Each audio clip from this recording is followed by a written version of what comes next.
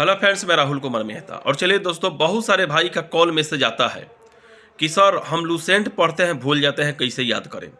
तो हम इस पर कुछ सोच विचार किए हैं कि आखिरकार लूसेंट भूलने का सबसे बड़ा कारण क्या है, जो कि सारे विद्यार्थी में लगभग पाया ही जाता है। ये भूलने की बीमारी सारे विद्यार्थी में पाया जाता है।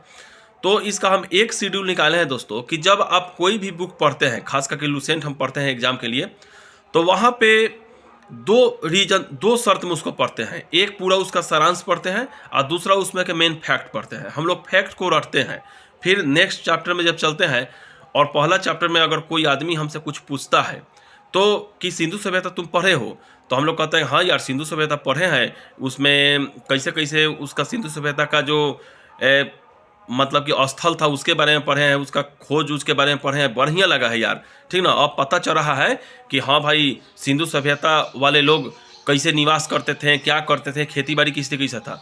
तो वो जो सारांश आप पढ़ लिए हैं वो बीपीएससी यूपीएससी वाले के लिए सारांश पढ़ लिए हैं, जो वो लोग जानना चाहते हैं। लेकिन आप कर रहे हैं दरोगा बिहार पुलिस की तैयारी, आपको उसमें जाइएगा तो पूछेगा फैक्ट में सीधा पूछेगा कि चावल के दाने कहाँ से प्राप्त हुए हैं। अब आपका दिमाग उलझन में पड़ जाएगा, क्योंकि जब आप पढ़ रहे थे तो 3-4 जगह सिंधु सभ्यता में जोरा में कुछ चीज़ आपको मिला होगा पढ़ने के लिए। जैसे सिंधु सभ्यता के बंदरगाह लोथल एवं सुतकोटता को सिंधु सभ्यता का बंदरगाह कहते हैं। चावल के दाने लोथल और रंगपुर से चावल के दाने मिले हैं। मन के बनाने के कारखाने लोथल और चनहुद्रो से मिले हैं। अब ये जो फैक्ट है दोस्तों, आप एक वो रटते हैं, दूसरा का भूल जाते हैं। ठीक ना। आप अभी रटे हैं कि चावल के दाने कहाँ से मिले हैं, तो रंगपुर एवं लोथल से चावल के दाने मिले हैं। फिर मन के बनाने के कारखाने कहाँ से मिले हैं, तो लोथल और चंद्रोदो से। अब इसी में आपका माइंड सेट नहीं हो पाता है। आपसे कोई घुमा के पूछ दिया कि घोड़े के अस्थि पंजर कहाँ से प्राप्त हुआ है, तो वो कालीबांगा, लोथल और सुतकांगे डोर से घोड़े का अस्थि पंजर प्राप्त हुए हैं। ठीक। तो ऐसे ऐसे छोट छोट पॉइंट जो आपको दर्द देते हैं वो भी आप भूलते हैं। अगर आप वैदिक सभ्यता पढ़ लिया, कोई घुमा के लूसेंट में से पूछ दिया कि ये बताइए कि उत्तर वैदिक काल में कहने का मतलब है कि जो व्यवसाय था किसके आधार पर था, आपके दिमाग से थोड़ा डिमोलाइज होने लगता है। तो वहाँ पे दोस्तों आप क्या कीजिए कि कॉपी रखिए और कॉपी में एक छोटा सा नोट्स वैसा पॉइंट को बनाइए जो पॉइंट थोड़ा कष्टदायक है। जैसे एक बात हम बताते हैं, मत्स्य पुराण के आप लोग नाम सुने होंगे भाइयों। अब मत्स्य पुराण के बारे में हम आपको बताते हैं कि जब शिव संप्रदाय पढ़िएगा लूसेंट में, तो दिया है कहा कि शिव संप्रदाय लिंग पूजा का पहला स्पष्ट वर्णन मत्स्य पुराण में मिलता है। ये आपको हो गया। चलिए अब जब वैष्णव संप्रदाय पढ़िएगा तो उसमें दिया है कि वैष्णव संप्रदाय के जैसे भगवान विष्णु के 10 अवतार का उल्लेख मत्स्य पुराण में मिलता है। अब ये दो पॉइंट बहुत इंपॉर्टेंट हुआ। अब आपसे ये दोनों पढ़ के आगे निकल गए, आपसे कोई पूछ दिया कि बताओ तो कि लिंग पूजा का पहला स्पष्ट वर्ण कहाँ से प्राप्त होता है, आपका दिमाग काम नहीं करेगा। आप कहेगा यार वैष्णव संप्रदाय के बारे में भी पढ़े थे उसे। आप क्या कीजिए, एक छोट कॉपी पर दोस्तों, ठीक ना, उस दोनों को नोट कर लीजिए, दोनों को कि लिंग पूजा का पहला स्पष्ट वर्णन, आप फिर लिख दीजिए कि विष्णु के 10 अवतार बराबर में मत्स्य पुराण। यहाँ से क्लियर।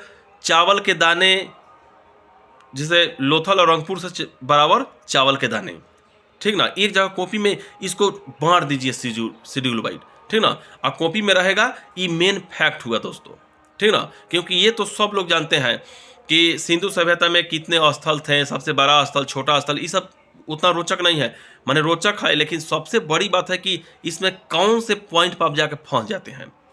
ठीक ना। जैसे हम आपसे बोले कि अग्नि पुराण में किसकी चर्चा है, आप लूसेंट ऐसा ही पढ़ लेते हैं, लेकिन वहाँ पे ये देखना भूल जाते हैं कि कृषि संबंधी चर्चाएं अग्नि पुराण में है। ठीक ना। इस पॉइंट पर ध्यान नहीं दे पाते हैं, जिससे आप भूलने की आप में बीमारी होती है। तो अब जब भी लूसेंट दोस्तों आप पढ़िएगा, लूसेंट पढ़ते समय आप एक बात पर ध्यान दीजिएगा, कौन सा जोड़ा है, कौन सा जीके जोड़े में आ रहे हैं, उनका हमें नोट्स तैयार कर लेना है। ठीक। ताकि बाद में हम भूले नहीं, उन पर शेड्यूल हम बना के बैठे। तो शायद हमारी बात आपको समझ में आया होगा दोस्तों। आप लोग पढ़िए। ऐसे भी दोस्तों हम अपना जो पोस्ट डालते हैं सवाल पूछ के, देखिए कितना इंपॉर्टेंट पोस्ट डालते हैं।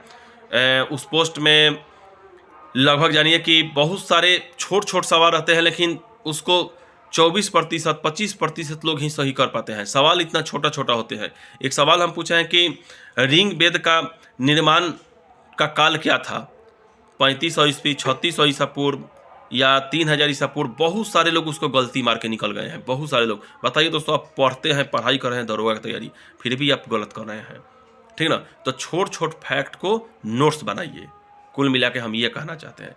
तो चलिए, मेरे बात समझ गए, आपको कुछ कहना है तो कमेंट में कहिएगा। चूँकि मेरे पास भी दोस्तों समय का अभाव है, हम आप लोग के लिए थोड़ा सा समय निकाल करके कुछ बना देते हैं, बता देते हैं, ताकि आप कहीं भटकना ना पड़े। जय हिंद, जय भारत।